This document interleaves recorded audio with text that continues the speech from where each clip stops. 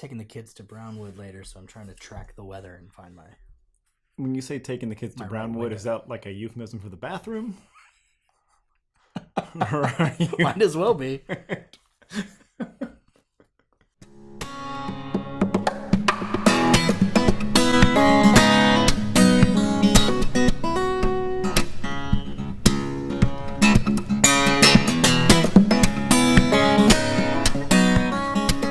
Welcome to the Camo and Hooks podcast. This is Mike. This is Luke. And today Luke is going to teach me something about fishing. Now, I want to put it out there. I don't know much about no fishing. Mm-hmm. And if I'm not mistaken, that is the way you're supposed to speak when you're talking about all things fishing. That's correct. It's a G-less pursuit. From what I understand. Okay, good. So I've got that part down. Beyond that, I really got nothing. Now, I have fished. I have, I think I went to a stock pond in Mississippi with my family when I was younger, but I had a grown-up holding the fishing pole behind me, and of course I caught 10, 15 fish. Wow, you're amazing, but not real fishing. I fished on camping trips with my kids. You know, I think I have a couple of Walmart fishing rods out there and in the garage.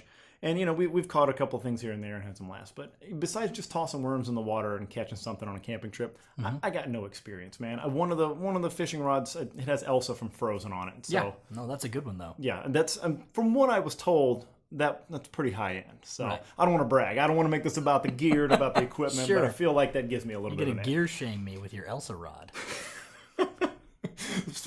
So if we're moving past that, if we're moving past me just, again, chucking worms in the water, hoping something happens on a fishing trip, on a camping trip, where's the next step? What do I need to do if I really want to pursue the sport, the activity, the hobby, the craft of angling? What do I do? Angling, yeah.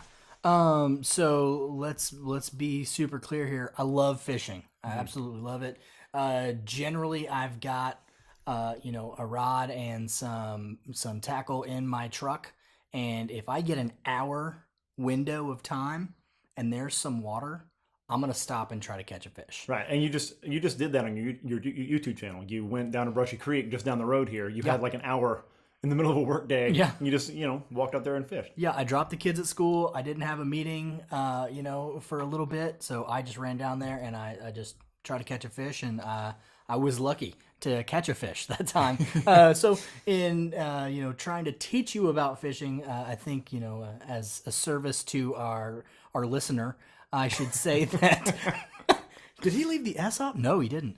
I should say that while I love fishing and I do know about fishing, I'm not real great at it. Mm-hmm. I'm kind of like that guy who plays golf and he shoots a 120 all the time, but he keeps going out to play golf. So that's almost everybody. Sure. Well, I've got that just blind childlike optimism that every cast is going to be a fish. This is the one, and that's what keeps me going out there. So what you need to get, you mentioned the Walmart rod and reel combo. That's fine.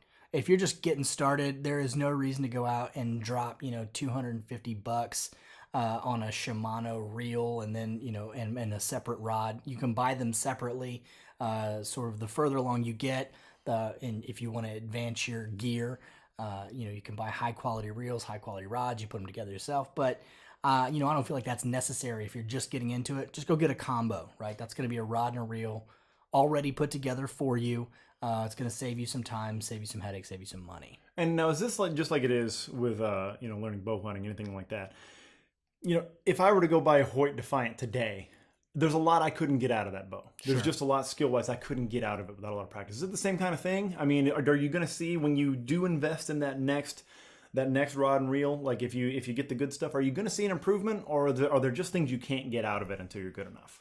No, yeah, it's the action on the reel is gonna be a little bit smoother. It's gonna be on the higher end reels, they're gonna be less likely to bird's nest on you. I don't know what that means. Bird's nest. So a bird's nest is when you make a cast and on the reel all the line snags up on itself and ties itself in a knot. Gotcha. That happens all the time to me. And most anglers, especially when you're first getting started. There's essentially two kinds of reels, right? There's a spinning reel, where the line comes off of the reel sort of vertically from from the spool. Okay. And these hand motions I'm making are working great for the podcast. You can watch them in the video. And then there's a bait caster where the line's coming off sort of in a horizontal direction, but you're controlling that with your thumb, and you control how fast it comes off with your thumb. The spinning reel is less likely to bird's nest just because of the mechanics of how it works. The bait caster is more likely to bird's nest because it can get twisted up on itself. I gotcha. So in some ways, that kind of stuff, like, the hand control, how you're manipulating the equipment, all that kind of stuff, it's kind of related just like any other kind of hunting, where there's one part where you have to master the equipment that's in your hand, and that's one part of mastery, but then the other part is learning the behavior of the thing you're trying to catch. Right, exactly. Okay. There's two parts. There's the mechanics, actually casting the rod. So the spinning rod, casts one way, the bait caster casts another way. You can use both to do any style of fishing, whether you're, throwing out big casts or whether you're just trying to flip into little, close spots or skip under a dock. You can use either one. Really, bait casters are better for those big, long casts. Spinning rods are a little bit better for that closer end stuff. They're a little more delicate. Typically on a spinning rod, the line's going to be a little lighter. The rod itself is going to be a little more sensitive. Okay. Whereas the bait caster is going to have a stronger weight rod. It's going to have a stronger weight line because you're usually going, farther out. You might be dragging through more cover under the water and stuff like that.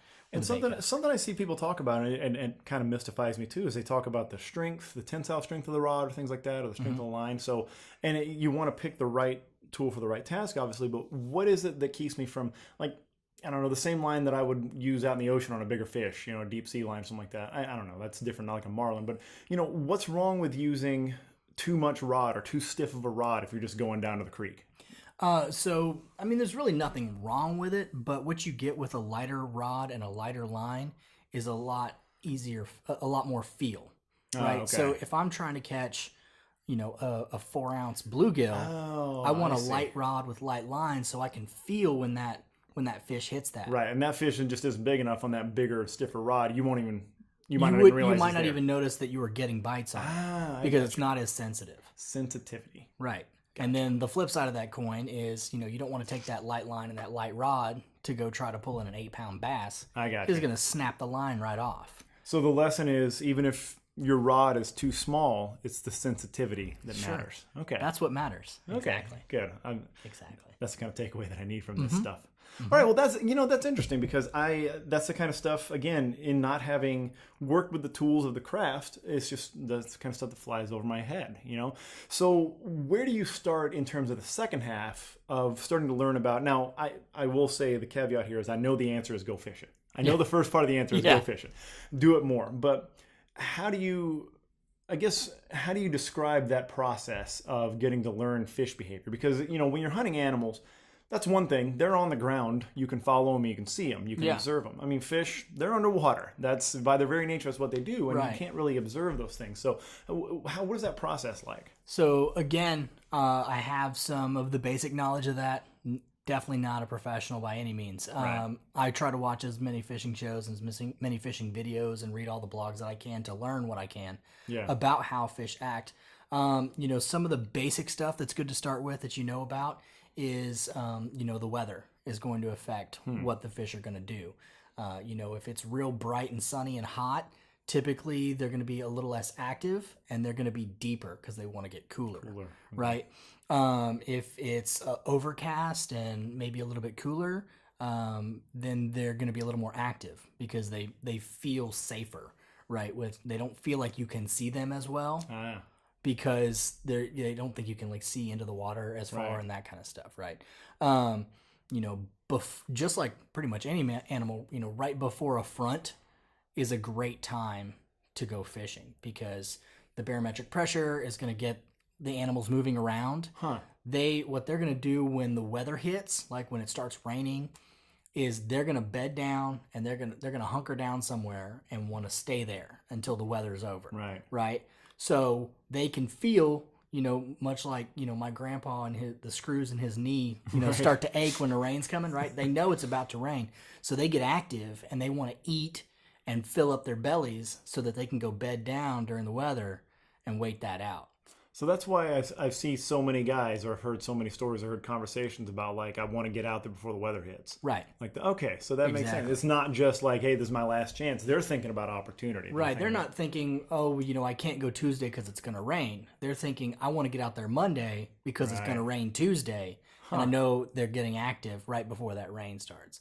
So then during the weather, they're less active, obviously. But then right after a front is a hard time to go fishing. And it doesn't have to necessarily be rain. It could be, a cold front blows in or a heat wave blows in, right? Any kind of significant change in the weather is going to make, from what I understand, any animal, but when we're talking about fish, it's going to make them less active because they're just like, what's going on? What happened? Something's different. Something's weird. Right. Oh, I'm going to stay safe. It's like any other critter that they have gotten where they are because they've evolved to survive. Right. And the ones that got super curious when they didn't know what was going on, they got eaten a lot more. Mm-hmm. That's exactly. I think any animal's behavior, you can break it down to that. You just ask yourself that question of, is this something that the animal would do to expose itself to risk? Probably not. So I probably can't count on it to do that because it got here by being real risk averse. It's like they talk about, you read about like the old bucks, the ones that are old, battle scarred, been around for a while. You don't see them much. Right. Big surprise, right? Yeah, because they're smart. Yeah, they've been around a while. Right, they're good at not being seen. There's a reason that they're old. So it's interesting to think about that because you think of fish as just a more dead-eyed, sort of like a, not lively, not intelligent critter, but it doesn't really matter. It doesn't matter, how well they can solve math problems. Yeah. It matters that they've evolved. They've learned to survive. Yeah, they've learned to keep things from grabbing them out of the water. They've learned to keep things from grabbing them from inside the water. So you have to, there's a lot to learn from that too. They're just another animal. Right. And then the other thing you start to look at, once you kind of understand the weather and how that should be affecting the fishing, right, is you want to look for, typically we're talking about bass fishing. Oh, I don't know what just happened. My cans quit. Oh.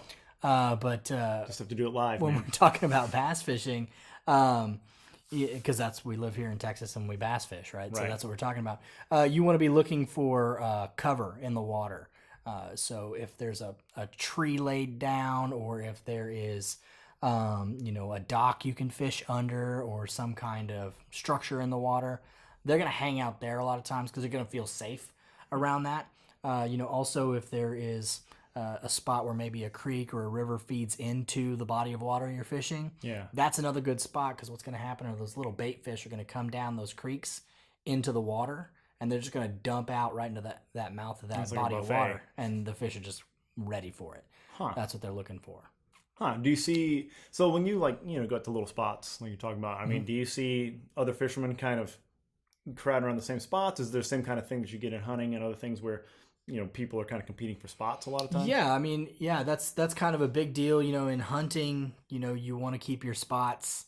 When you're fishing, it's the same thing. It's really hard to get people to tell you where they fish and where they're catching fish, which is kind of one of the things I want to get past with Camo and hooks, right? Like, I don't understand why hunting spots and fishing spots have to be super secrets. I mean, there's a lot of fish out there. There's a lot of fish out there. I'm not going to go catch all the fish and take them home. Yeah. I'm putting them back in the water.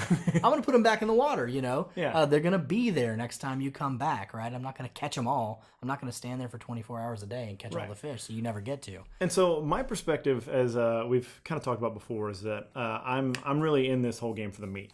You know, that's I'm in this for game. Get it.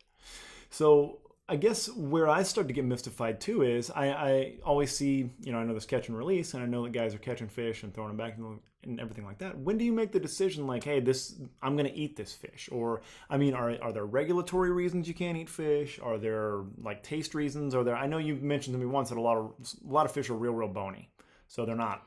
Well, bass, yeah, they're not good eating. So how do you make those decisions? Like, when you're out fishing, like how's that decision made? Like, here's the fish we're going to cook, or here are the ones we're going to throw back. Well, typically, you go out if you're wanting to catch fish to eat, you're going to try to catch those fish that you want to eat specifically. So you use a different type of tackle for different types of fish. So if I want to go catch some catfish, I'm going to use a certain type of tackle. Okay. And if I'm going to catch catfish, I'm going to catch catfish because I want to have a fish fry. Right. If I'm going bass fishing, I have no intent on keeping those fish. That's just purely for the challenge and the sport. Right. I catch and release. They're not great eating, but they are sure as heck fun to catch. Okay. You know, and then you go down to the coast, right? If you're going down to the coast, typically you're going down to fish, you know, for food fish, right? We're going to catch trout, we're going to catch drum, we're going to catch redfish, you know, snapper. And then as far as the regulatory stuff, you know, there are size limits. You know, fish have to be above a certain length or below a certain length for you to be able to keep them. That doesn't really affect so much whether or not you can eat them. I mean, you can eat any fish, really. It just depends on how much work you want to do and how much meat you want to get out of it. Sure. So some are better than others for that purpose. But yeah, generally you're going out looking for specific fish, especially when you're trying to catch them for food. Okay, gotcha. So you kind of have an idea in mind what you're going for.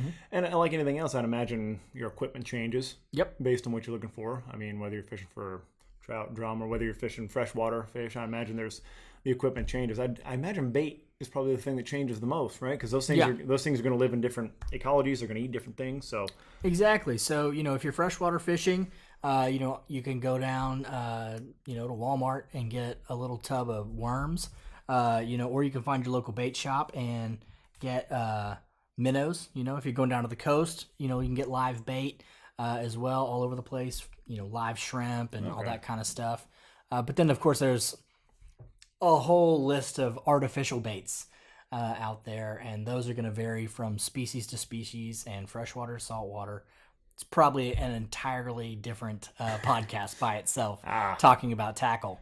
But generally speaking, you know, wherever you're buying your tackle, it's going to have everything sectioned off for specific species. It's going to have it separated from freshwater to saltwater. So when you go out there looking for, you know, tackle at insert sporting goods sponsorship here, then did the phone ring? Then you can find what you're looking for whatever kind of fish you're looking for. Gotcha. Okay. So next most important question. Where are you taking me fishing? Let's go down to Brushy Creek. All right. Yeah, it's just a couple miles from here. Yeah. Let's go down there, and then you can tell me everything I'm doing wrong. Yeah. And then you can teach me, I guess, more wrong stuff. Is that what you're? Yeah, exactly. Okay. It's more of a do as I say, not as I do kind of a situation. that is definitely what I'm used to. That's my parenting style as well. Mm-hmm. So I think I will be able to adapt to that. I know what's supposed to be happening. Whether or not it happens, that's a different story. Well, all that matters, as I've said about everything else in my life, is that if I can look good doing it, man, whatever. If I catch a fish, whatever. Man, I don't even care if I look good. If I can have fun doing it, I'll take it. There you go. I look like an absolute goon. I take video when I go out fishing, and I'm like, you look like a goober, man. But who cares? I had some fun. Had a good time, man. Yeah. Well, that's what it's all about, and that about wraps it up for us. So check us out on Instagram at Camo and Hooks, all one word, and check out the YouTube channel, Camo and Hooks. Look for it there. All right, thanks, guys. We'll see you next time. Bye.